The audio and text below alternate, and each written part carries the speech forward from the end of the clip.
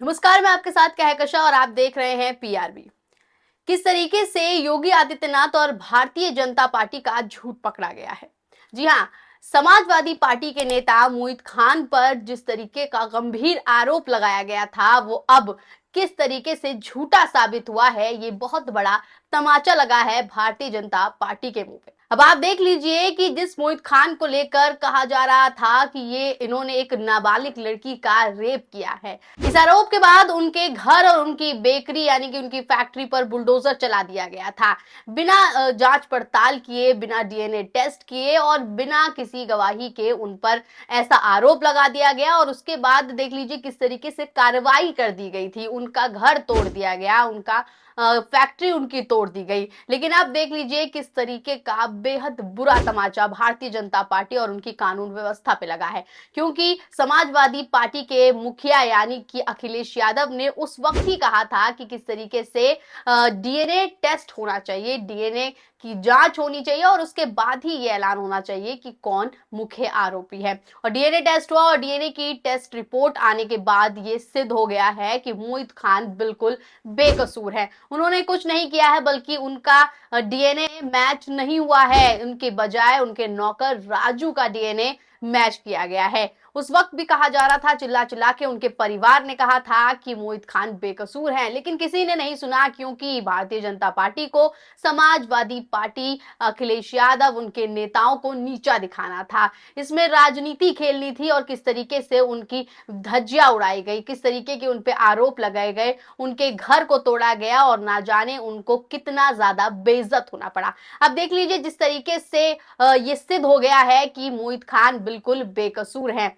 आपको ABP news की खबर दिखाते हैं और उस खबर में भी लिखा हुआ है कि डीएनए आने के बाद पता चल गया है कि मोहित खान बिल्कुल बेकसूर है, उनका डीएनए मैच नहीं हो पाया है, बल्कि डीएनए मैच हुआ है उनके नौकर राजू का, जिसको लेकर कहा जा रहा था कि लड़की का राजू से अफेयर था और उसके बाद ही दोनों के बीच संबंध बनाए गए थे। लेकिन मोहित खान को इसमें डाला गया समाजवादी पार्टी को बदनाम करने के लिए, अखिलेश यादव को बदनाम करने के लिए। लेकिन अब क्या, अब तो वो उनकी बेइज्जती हो चुकी है, अब तो उनका अपमान हो चुका है, उनका घर तोड़ दिया गया है। इस पर अब क्यों चुप्पी साध कर योगी आदित्यनाथ और उनके नेता, उनकी कानून व्यवस्था बैठी हुई है, इसको लेकर सोशल मीडिया पर भी खूब हल्ला हो रहा है और तमाम जो बड़े पत्रकार हैं, तमाम जो सोशल एक्टिविस्ट हैं, तमाम जो नेता हैं, वो इसके खिलाफ आवाज भी उठा रहे हैं, ट्वीट कर रहे हैं और लिख रहे हैं कि जो बेइज्जती मोहित खान की हुई, समाजवादी पार्टी की हुई, उनका घर तोड़ा गया, उनकी बेकरी तोड़ी गई, अब इसका जवाब कौन देगा। एक एक करके आपको ये ट्वीट दिखाते हैं और बताते हैं, देख लीजिए किस तरीके से अब मोहित खान के साथ जो हैं वो लोग खड़े हो गए हैं। देख लीजिए पत्रकार हैं दानिश अंजार, उन्होंने लिखा है कि अयोध्या रेप कांड में मोहित खान का डीएनए मैच नहीं हुआ है, अब वो निर्दोष साबित हो गए हैं। क्या यूपी गवर्नमेंट मोइन खान, जिसके मेडिकल जांच से पहले घर और दुकान पर बुलडोजर चला दिया गया आरोपी बताकर, क्या अब उस मकान दुकान को पूर्ण निर्माण करेगी?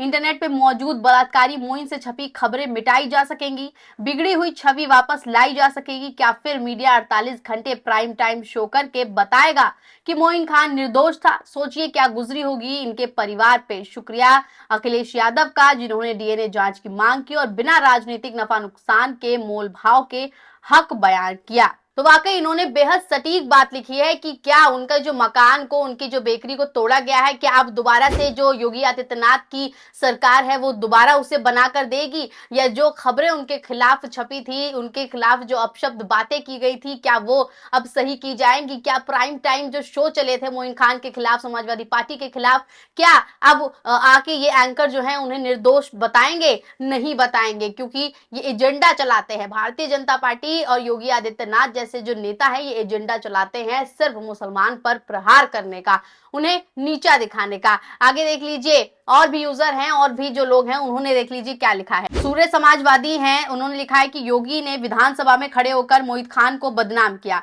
क्या इस तरह झूठ बोलकर निर्दोष को फंसाने वाला योगी हो सकता है?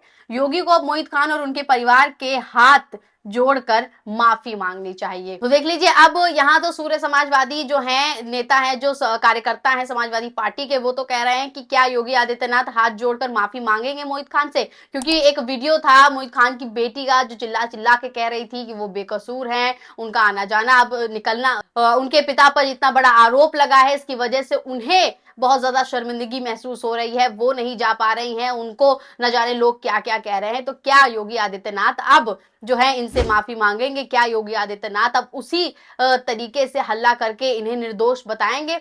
ये सोचने वाली बात है। देख लीजिए आगे एक और ट्वीट अब आपको दिखाते हैं, आईपी सिंह का है, समाजवादी पार्टी से बड़े नेता हैं। इन्होंने लिखा है कि निष्पक्ष जांच के लिए माननीय राष्ट्रीय अध्यक्ष श्री अखिलेश यादव जी ने सबसे पहले डीएनए टेस्ट की मांग की थी। योगी आदित्यनाथ और उनकी आत्मनिर्भर पुलिस के टेस्ट में 72 वर्ष के मोहित खान दोषी थे, क्योंकि वह मुसलमान थे।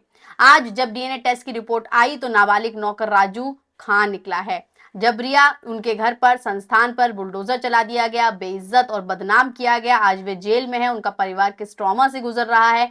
सरकार को माफी मांगनी चाहिए और न्यायपालिका को उनके साथ तत्काल न्याय करना चाहिए। नौकर का दोषी कब से मालिक होने लगा। तो वाकई देख लीजिए किस तरीके से बिना जांच पड़ताल के योगी आदित्यनाथ और उनकी कानून व्यवस्था ने, उनकी पुलिस ने किस तरीके से मोहित खान को गिरफ्तार किया, उनके घर पर, उनके जो है फैक्ट्री पर बुलडोजर चलाया, उनके खिलाफ खूब सारी खबरें चलाई गई कि वो 72 साल की उम्र में जो है एक नाबालिग लड़की के साथ रेप करते हैं। न जाने किस तरीके का ट्रॉमा उनके परिवार ने झेला। लेकिन अब देख लीजिए सब कुछ साफ हो गया है। लेकिन यहाँ सबसे बड़ी सोचने वाली बात है कि योगी आदित्यनाथ की तरफ से कोई बयान नहीं आया है। योगी आदित्यनाथ के नेताओं, कार्यकर्ताओं, उनके पुलिस संस्थान की तरफ से कोई बयान नहीं आया। यहाँ तक तो आप देख लीजिए कि एबीपी की हमने आपको खबर दिखाई और इस एबीपी की खबर में वो बता रहे हैं कि भाई मोहित खान जो है डीएनए टेस्ट में जो है पास हो गए हैं, उनका डीएनए टेस्ट जो है मैच नहीं हो पाया है, उनका डीएनए मैच नहीं हो पाया है और वो निर्दोष साबित हुए हैं। लेकिन आप गूगल पर जाकर अगर मोहित खान के नाम की ये खबर खोजेंगे तो आपको कहीं पर भी नहीं मिलेगी, एक्का दुक्का जगह पर आपको ये खबर मिलेगी। लेकिन जब उन पर आरोप लगाया गया था